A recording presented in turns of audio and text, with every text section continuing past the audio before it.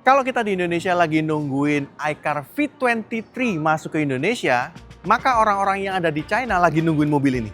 Ini adalah iCar V27 yang bakal di-launching di China di akhir tahun 2025 ini. So, seperti apa versi flagship dari SUV punyanya iCar ini? Yuk langsung kita bahas eksteriornya.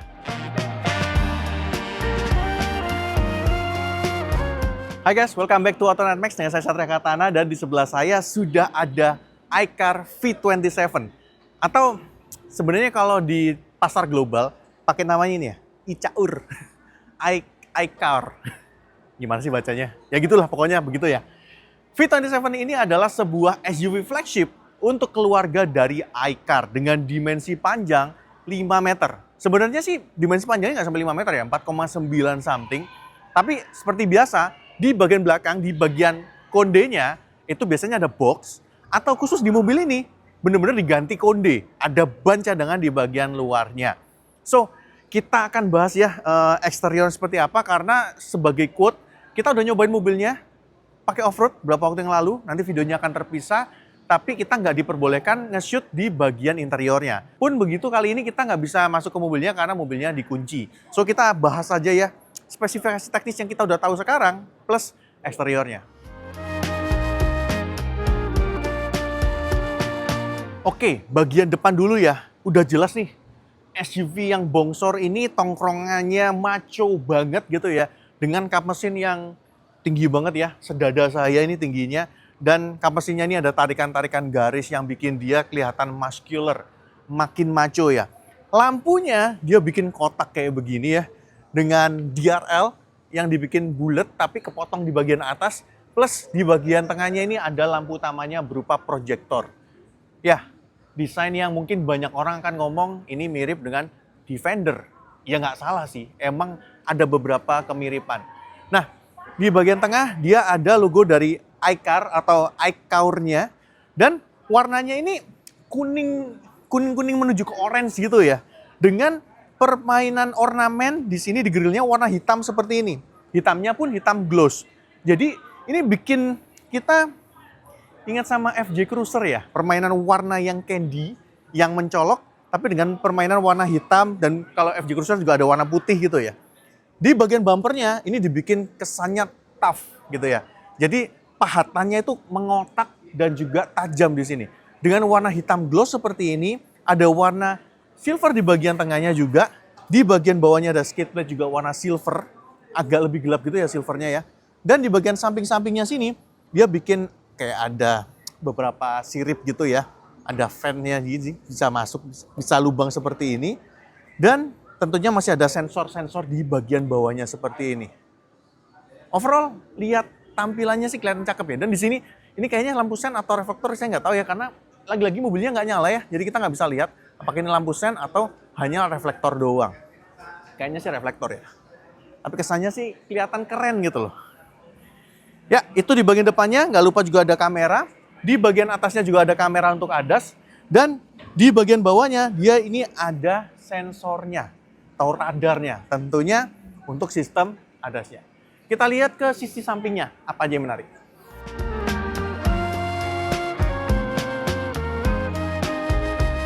Nah, ini bagian sampingnya nih. Kalian bisa lihat, ini mobilnya gede. Dimensinya kita akan cantumin di bawah, panjang lebarnya. Dan kurang lebih panjang atau lebarnya itu mirip dengan Land Cruiser Prado LC250.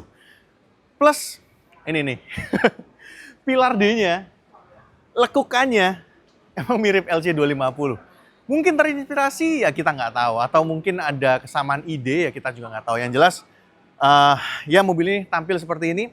Kita lihat dari bagian agak depan dulu, fendernya dibikin mengotak gini ya. Kalian jadi ingat mobil-mobil yang benar-benar off-road kayak Jeep dan sebagainya. Di sini dia kasih over fender warna hitam. Ya. Dan hitamnya matte gitu ya, bukan hitam yang gloss. Dan di bagian sekitar fender ini, dia ada tulisan Born to Play. Dengan ornamen hitam gloss seperti ini, dan sepertinya ini lampu ya. Jadi mungkin ini lampu sen di bagian sampingnya. Karena di bagian spionnya itu nggak kelihatan ada lampu sennya. Tapi at least di sini ada kamera. Jadi kameranya 360 atau biasanya cari sih 540 ya. Handle pintunya kelihatan tough banget ya, gede gini, model tarik. Dan di bawah juga dia ada side stepnya yang kita bisa naikin. Tapi nggak tahu ya, ini apakah bawaan atau enggak atau modifikasi, karena kalian lihat di bagian atas ini adalah yang versi modifikasi buat display memang. Dia ada roof rail, tapi juga dikasih roof rack. Dan ada roof box-nya juga. Oh sorry, ini box saja, bukan roof box ya. Dan bahkan bagian belakangnya dikasih ada tangga kayak ini, ada ladder kayak gini ya. Jadi kan bisa manjat naik ke atas. Bagian belakang fender juga sama ya. Dia tarikan guratannya tegas banget. Ala-ala mobil off-road. Atau memang mobil off-road sih. Tapi dia REV. Oke, kita lihat ke desain di bagian belakang.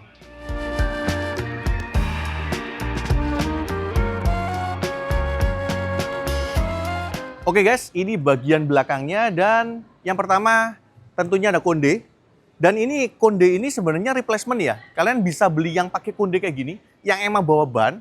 Atau kalian bisa beli yang versi kayak storage-nya aja, box-nya aja di bagian belakang. Jadi nggak ada bannya, tapi kan bisa tambah buat simpen barang di bagian belakangnya ini. Emblemnya di sini ya, iCaur V27, iCaur, aduh susah ngomongnya ya.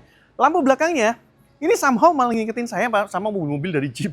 Karena lampunya kotak kayak begini, dua begini ya. Ini lampu remnya di sini, mungkin lampu mundurnya di sini, seinnya di sini, saya juga nggak tahu karena lagi-lagi mobilnya mati, jadi kita nggak bisa nebak yang mana. Nah, di sini juga masih ada. Ini bisa buka nggak ya? Oh, dia ngunci, nggak bisa. Mungkin salah satu antara charger atau buat isi bensin. Nah, mobil ini tuh menggunakan teknologi RF. Nanti akan saya jelaskan. Atau bahasanya orang China ngomongnya REV. Ya. Nanti saya akan jelaskan di akhir. Di pilar D-nya juga dia ada ornamen warna hitam seperti ini. Di bagian atasnya juga ada spoiler seperti ini dengan Hammond stop lamp-nya tentunya. Dan di sini juga masih ada defogger dan juga wiper belakangnya.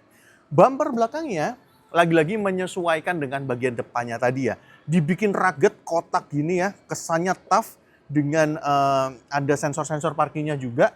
Dan posisi plat nomornya ada di bagian bawah seperti ini. Nah, kamera mundurnya dia ada di bagian tengah dari si kondenya. Jadi mungkin di dalam ada kabel-kabel dan sebagainya gitu ya. Jadi karena dia di bagian tengah seperti ini dan di belakang juga ada kayaknya sih lampu ya. Lagi-lagi kita nggak tahu karena ini mobilnya nggak nyala. Buka pintunya tentunya ke samping dari sisi sini. Dan itu aja sih di bagian belakangnya. Sebelum kita bahas kesimpulannya, kita bahas dikit speknya ya. Sebenarnya kalau secara spek, gak banyak informasi yang saat ini saya ketahui tentang mobil ini. Kenapa? Karena balik lagi, mobilnya itu baru debut ya di global di tanggal 1 Agustus kemarin di Dubai. Dan di China aja belum dijual, baru dijual di kuartal keempat di tahun 2025 ini. Atau ya bulan-bulan inilah baru akan dijual. So, spek secara umum dia menggunakan mesin 1500 cc turbo. Dan mesinnya ini tidak menggerakkan mobil sama sekali. Artinya mesin hanya bertugas secara series untuk menjadi generator aja. Untuk membangkitkan listrik yang mana listriknya akan digunakan oleh motornya untuk menggerakkan mobilnya. Ya, semacam e-Power punyanya Nissan, semacam e-Smart Hybrid punyanya Toyota dan Daihatsu. Tapi baterainya lumayan gede. Kenapa kalau saya tahu lumayan gede? Karena mobil ini ternyata bisa dicas. Walaupun angka kapasitasnya kita belum tahu sekarang ya, tapi karena mobil ini bisa dicas harusnya baterainya cukup gede. Jadi di bagian belakang itu ada port charger, ada tempat untuk tangki bensinnya. Yang kalian bisa isi bensin, kalian bisa juga cas mobilnya. Itulah teknologi range extender EV atau REEV punyanya mobil-mobil China termasuk juga si iCar ini. Plus tenaga dari mobil ini untuk versi AWD-nya mencapai 449 HP. Kurang buas apa lagi. Dan nggak cuma itu, dia ada versi penggerak semua roda AWD dan juga ada versi penggerak dua roda aja. Spek teknisnya kita tunggu aja kalau mobilnya udah launch di China nanti. Karena kalau sekarang saya cek di websitenya iCar yang versi global yang ada di Dubai, kalau kita cek spesifikasinya cuma ada spesifikasi dimensi aja. Itu doang. Ya udah kita bersabar aja ya.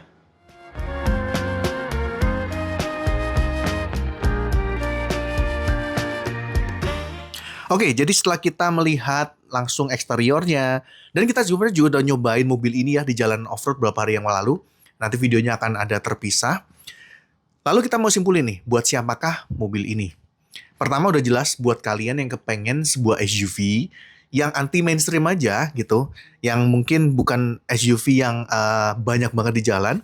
Yang kedua, menggunakan teknologi REEV atau range extender yang jelas beda dibandingkan dengan SUV-SUV kebanyakan yang mungkin masih pakai mesin ICE, diesel, atau mungkin plug-in hybrid atau mungkin hybrid.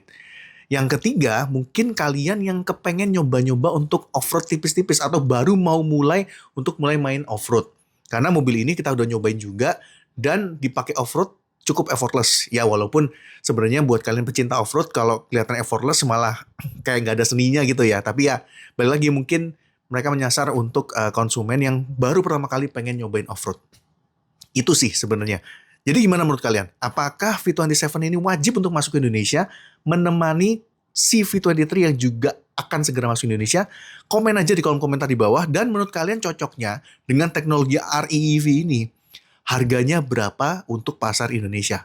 Komen aja di kolom komentar di bawah. Siapa tahu teman-teman dari Chery Indonesia mantau kolom komentar ini dan diwujudin harganya segitu. Oke, kayaknya itu aja dari Automax kali ini. Thank you buat teman-teman yang udah nonton sampai akhir. Kalau kalian suka boleh like, share teman-teman kalian, komen juga di bawah, subscribe buat yang belum, nyalakan lonceng notifikasinya, dan juga mampir-mampir ke Instagram, TikTok, dan juga websitenya Autonet Max. Sampai ketemu di video-video di Cina yang lainnya.